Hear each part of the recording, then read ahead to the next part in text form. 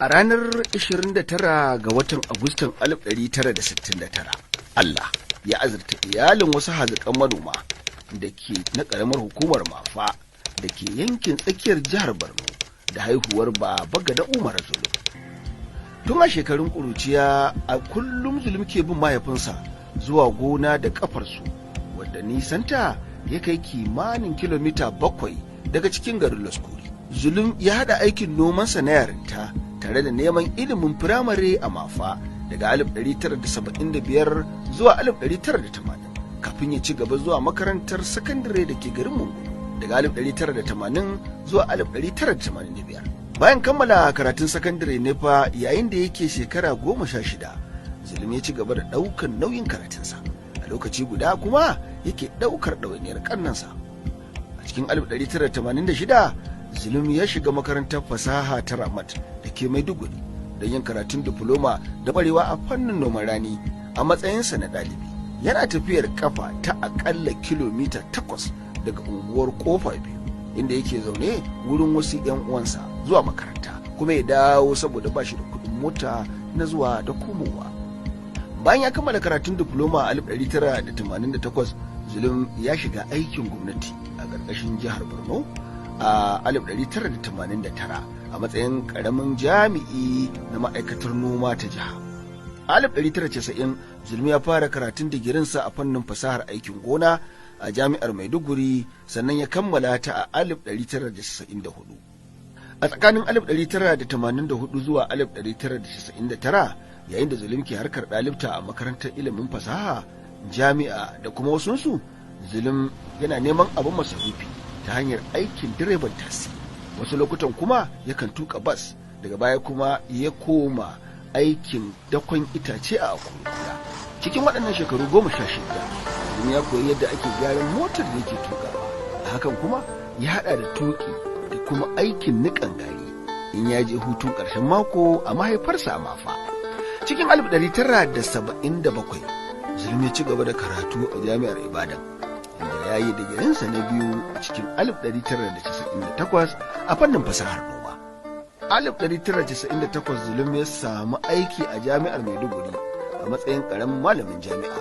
Cikin 2005 kuwa ya fara karatun digirinsa na 3 don ƙwarewa a fannin ƙasa da ruwa, inda ya kammala a 2009. To yanzu dai Zulum ya zama cikakken malami, ya taka matakai. A wani lokaci ya zama mataimakin diyin, sannan daga bisani ya rike diyin na tsangayar ilimin fasahar noman zamani. A shekarar 2011 gwamnan jihar Borno na wancan lokaci Kashim Shettima, wanda tun tsawon shekaru ya san irin ƙwazon Zulum, ya naɗa shi a matsayin shugaban makarantar koyar da fasaha ta Ramat, makarantar da dama tuntuni Zulum ya santa kwarai lokacin da yake ɗalibta a wannan makaranta. To sai dai kuma lokacin da yake shugabancin makarantar, Zulum ya zaɓi amshi ƙaramin albashi a matsayin malami a jami'ar Maiduguri. A takaice dai ya yi aikin shugabancin wannan kwaleji kyauta ba tare da amsar ko kobo ba. Wannan hikima da kuma matakin rashin nuna son kai ya baiwa Zulum damar ci gaba da koyarwa a jami'ar, wanda a lokaci guda kuma yake shugabantar kwalejin koyar da ilimin fasaha. Akwai lokacin ma da Zulum ya yi karatu a makarantar koyar da dabaru da tsare-tsaren shugabanci ta ƙasa. Cikin shekaru 4 Zulum ya kawo gagarumin sauyi a kwalejin Ramat sosai, ta yadda cikin 2015 rashin zarmiya da gogewar Zulum ta ja hankalin gwamna Kashim Shettima na wancan lokaci, ya naɗa shi a matsayin kwamishinan da aka fara yin irinsa kan sake gigginawa, gyarawa da kuma sake tsugunarwa. Duk da cewar akwai ɗumbin kuɗaɗe a ayyukan sake gine-gine, amma ko gida ɗaya Zulum bai saya wa kansa ba, ko mota ta ƙashin kansa. Wannan gwamna Kashim Shettima ne ya tabbatar da haka. Zulum ya kula da sake gine-gine sama da 30,000, makarantu, asibitoci da kuma wasu muhimman ayyukan al'umma waɗanda suka jawo maido da tsarin shugabancin ƙananan hukumomi a hankali, tare da sake mai da waɗanda ke gudun hijira zuwa garuruwansu a ƙananan hukumomi 10. Muna zaman lafiya.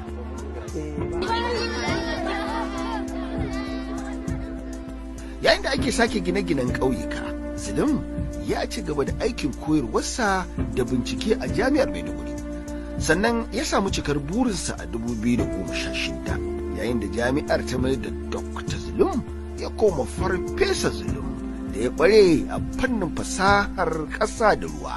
Shekarar 2018 lokaci ya nuna waye ya dace ya zama ɗan takarar gwamna a jam'iyya mai mulki ta APC domin zaben 2019. Gwamnan wancan lokaci Kashim Shettima ya zo da wani abu da ya zama wani abun koyi a duk faɗin ƙasar nan, wanda a cikin nutsuwa ya bayyana zaben Farfesa Zulum a matsayin wani gwamna a yayin da ake tsaka da wasu manyan matsaloli.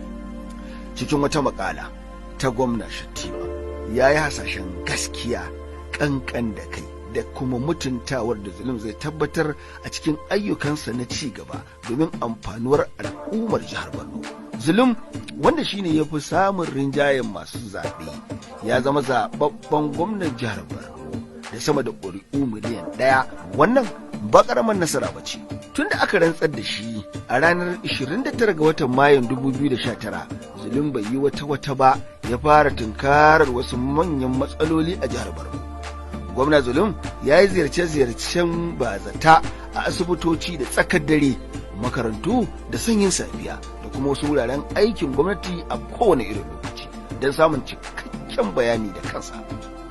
To wani yanayi da ba a saba ba, Farfesa Babagana Umar Zulum a cikin kwanakinsa 100 na farko ya gabatar da wasu ayyuka har guda 120.